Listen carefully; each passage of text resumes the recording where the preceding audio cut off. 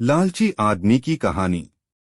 एक नगर में एक लालची आदमी रहता था। अपार धन संपदा होने के बाद भी उसे हर समय और अधिक धन प्राप्ति की लालसा रहती थी। एक बार नगर में एक चमत्कारी संत का आगमन हुआ। लोभी व्यक्ति को जब उनके चमत्कारों के बारे में ज्ञात हुआ तो वह दौड़ा दौड़ा उनके पास गया और उन्हें अपने घर आमंत्रित कर उनकी अच्छी सेवा शुश्रूषा की सेवा से प्रसन्न होकर नगर से प्रस्थान करने के पूर्व संत ने उसे 4 दीपक दिए।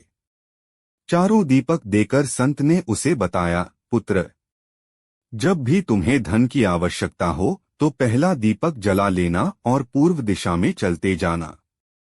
जहां दीपक बुझ जाए उस जगह की जमीन खोद लेना, वहां तुम्हें धन की प्राप्ति होगी। उसके उपरांत पुनः तुम्हें धन की आवश्यकता हुई तो दूसरा दीपक जला लेना, जिसे लेकर पश्चिम दिशा में तब तक चलते जाना जब तक वह बुझ ना जाए। उस स्थान से जमीन में गड़ी अपार धन संपदा तुम्हें प्राप्त होगा। धन की तुम्हारी आवश्यकता तब भी पूरी ना हो तो तीसरा दीपक जलाकर दक्षिण दिशा में चलते जाना। जहां दीपक बुझे वहां की जमीन खोदकर वहां का धन प्राप्त कर लेना। अंत में तुम्हारे पास एक दीपक और एक दिशा शेष रहेगी, किंतु तुम्हें न उस दीपक को जलाना है न ही उस दिशा में जाना है। इतना कहकर संत लोभी व्यक्ति के घर और उस नगर से प्रस्थान कर गए।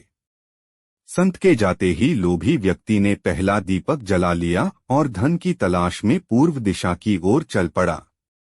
एक जंगल में दीपक बुझ गया। वहां की खुदाई करने पर उसे एक कलश प्राप्त हुआ। वह कलश सोने के आभूषणों से भरा हुआ था।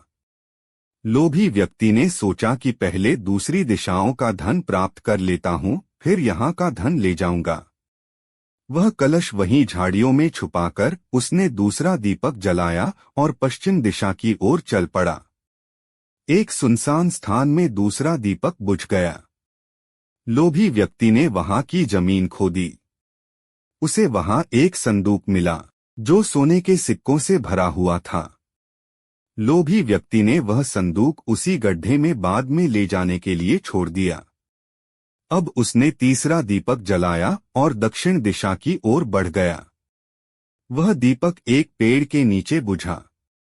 वहां जमीन के नीचे लोभी व्यक्ति को एक घड़ा मिला जिसमें हीरे मोती भरे हुए थे।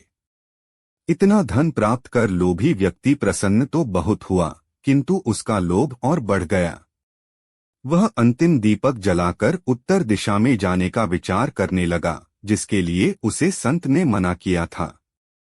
किंतु लोभ में अंधे हो चुके व्यक्ति ने सोचा कि अवश्य उस स्थान पर इन स्थानों से भी अधिक धन छुपा होगा जो संत स्वयं रखना चाहता होगा। मुझे तत्काल वहां जाकर उससे पहले उस धन को अपने कब्जे में ले लेना चाहिए। उसके बाद सारा जीवन मैं ऐशो आराम से बिताऊंगा। उसने अंतिम दीपक जला लिया और उत्तर दिशा में बढ़ने लगा। चलते चलते वह एक महल के सामने पहुंचा। वहां पहुंचते ही दीपक बुझ गया। दीपक बुझने के बाद लोभी व्यक्ति ने महल का द्वार खोल लिया और महल के भीतर प्रवेश कर महल के कक्षों में धन की तलाश करने लगा। एक कक्ष में उसे हीरे जवाहरातों का भंडार मिला, जिन्हें देख उसकी आंखें चौंधिया गई। एक अन्य कक्ष में उसे सोने का भंडार मिला। अपार धन देख उसका लालच और बढ़ने लगा। कुछ आगे जाने पर उसे चक्की चलने की आवाज सुनाई पड़ी। वह एक कक्ष से आ रही थी। आश्चर्यचकित होकर उसने उस कक्ष का द्वार खोल लिया। वहां उसे एक वृद्ध व्यक्ति चक्की पीसता हुआ दिखाई पड़ा। लोभी व्यक्ति ने उससे पूछा, यहाँ कैसे पहुंचे बाबा? क्या थोड़ी देर तुम चक्की चलाओगे? मैं जरा सांस ले लूं, फिर तुम्हें पूरी बात बताता हूं कि मैं यहाँ कैसे पहुंचा और मुझे यहाँ क्या मिला। वृद्ध व्यक्ति बोला। लोभी व्यक्ति ने सोचा कि वृद्ध व्यक्ति से यह जानकारी प्राप्त हो जाएगी कि इस महल में धन कहाँ कहाँ छुपा है, और उसकी बात मानकर वह चक्की चलाने लगा। इधर वृद्ध व्यक्ति उठ खड़ा हुआ और जोर जोर से हंसने लगा।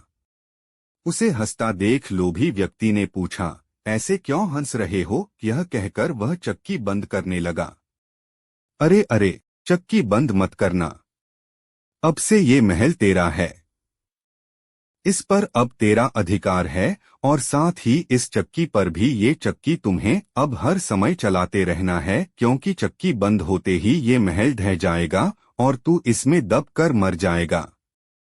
गहरी सांस लेकर वृद्ध व्यक्ति आगे बोला, संत की बात न मानकर मैं भी लोभवश आखिरी दीपक जलाकर इस महल में पहुंच गया था। तब से यहाँ चक्की चला रहा हूँ।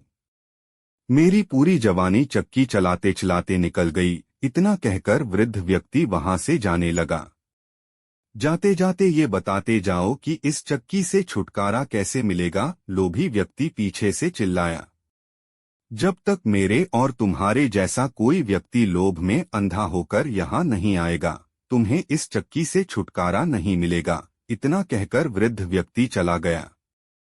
लोभी व्यक्ति चक्की पीसता और खुद को कोसता रह गया। सीख, लालच बुरी बला है, इसलिए लालच कभी न करें।